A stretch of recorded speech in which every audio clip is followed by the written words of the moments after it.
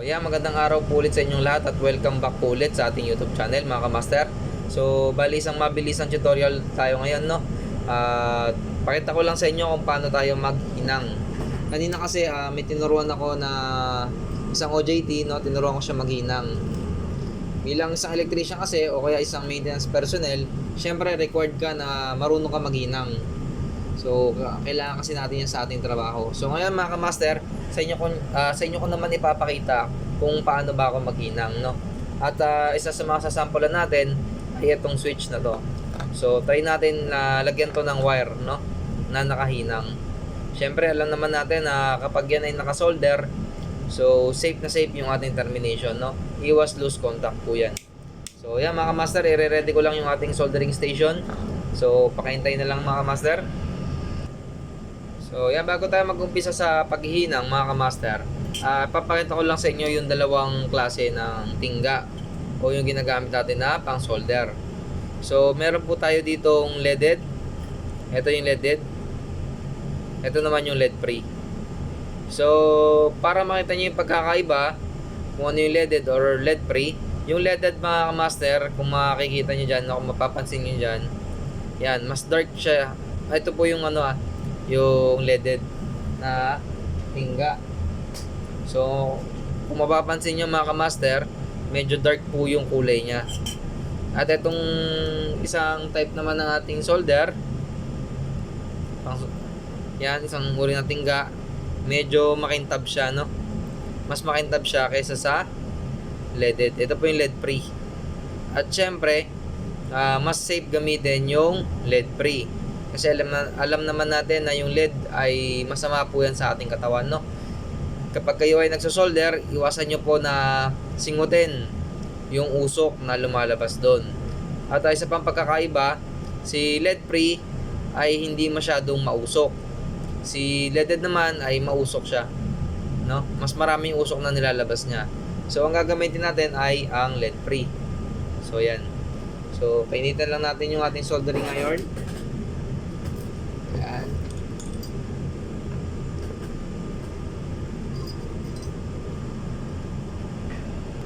So yan, okay na yung ating soldering iron. So sa pagsosolder mga kamaster, ang unang-una natin gagawin, syempre, iintayin muna natin uminit yung soldering iron.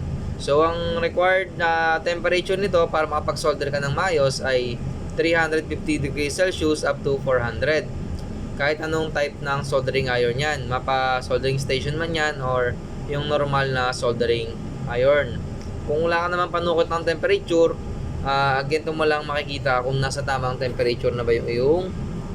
So yan, taktak lang natin soldering iron. So unang-una, tunawan muna natin siya ng lead. So yan. So yun, kung makikita nyo mga kamaster, no, ayan, nasa taas pala, sorry. So yan, kung makikita nyo mga kamaster, wait lang, ay mag-focus So yan, kung makikita nyo yung ating tip mga kamaster, no, maganda yung pagkatunaw ng lead. Kasi mga kamaster, kung hindi pa po nasa tamang temperature yung ating soldering station or yung soldering iron, yung lead na tinutunaw mo o yung tingga na tinutunaw mo, hindi po yan magpo-form ng ganyan. Bali ang form niyan ay bukol-bukol. Hindi siya isang bukol lang, no, hiwa-hiwala yung bukol. At yun, makikita mo naman pangit yung texture. Pero ito mga kamaster, no, isang bukol lamang siya. Tapos maganda yung texture niya. So yan po yung magandang itsura ng lead, no, na pang solder na. Ibig sabihin yan, kung tawagin namin ay luto na. Lutong-luto na yung tingga. So una nating hinangan mga kamaster ay yung ating switch, no, sa kanyang terminal. So hinangan muna natin yan. So focus lang natin. So yan, sa pagsosolder mga kamaster, no, initan nyo muna yung part na inyong isosolder. So isa sa mga diskarte yan, huwag naman yung sobrang init. Yung dampian nyo lamang ng init para mas madaling kumapit yung tingga natin. So yan, ayun lang, no, babaran lang natin ang init. So yan, okay na. So yan, tsaka natin pasuhan ng lead. yung soldering tip. Tapos habang inilalagay natin yung soldering tip, isunod din natin yung tingga. So ganyan mga kamaster, no? So kung mapapansin nyo mga kamaster, didikit na dyan sa terminal yung tingga nang walang kahirap-hirap. So yun, no? Napaka basic lang pala. So yan, dumikit kagad yung tingga. So ganun kabilis. Yung iba kasi, katulad nung kanina, first timer, so nahirapan siya magpadikit ng tingga dun sa terminal. So next naman natin mga kamaster ay itong wire nating ilalagay. So hindi natin siya irerekta na ididikit dito sa terminal. So bago natin siya ilagay dyan, tunawan muna natin ng tingga, no? Tutunawan natin muna siya ng tingga. So yan, ganun ulit mga kamaster, no? Initan nyo muna konti. Hindi naman yung sobrang init. Mag-adapt lang siya ng konting mainit, no? So yan, siguro okay na yan. Tsaka natin pasuan to. Tsaka natin sundan, no? Kung mapapansin nyo mga kamaster, kusa pong kakapit yung tingga dun sa wire. So yun, no, mga kamaster, no? Yumayakap siya kaagad. So yun, napakabilis, no? So may tingga na po kaagad yung ating wire, no? Hindi tayo nahirapan. So ganun po lamang ang tamang, para sa akin, yun po yung discard ng ginagawa ko, no, sa paghihinang. So ngayon naman isubok natin na idikit sa thermal ng switch kung siya ididikit. So diyan mga kamaster, no, itong tip kasi, yan, di ba nakita nyo may LED.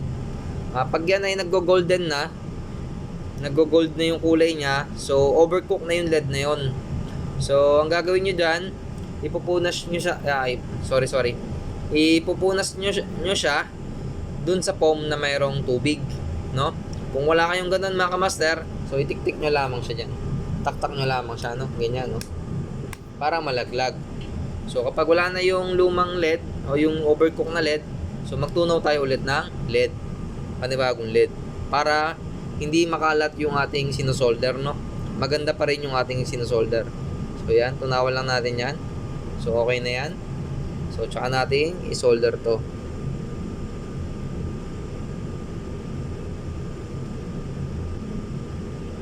So yun. So kumapit na kagad, no, yung ating solder, no? Yung ating sinolder. So ganun lamang po kabilis mga kamaster, no? Tingnan nyo, oh, sobra. Yan, no? Yan, iwas loose contact po yan mga kamaster, no? Yan, no? Napakatibay. So ganun kabilis at ganun kadali lamang mag-solder mga kamaster, no? Sundan nyo lamang yung ating ginawa at tiyak ko na matututo rin kayo mga kamaster. At yan, hanggang dito na lamang yung ating video. At uli-uli mga kamaster, no, maraming salamat sa pagsuporta sa ating YouTube channel.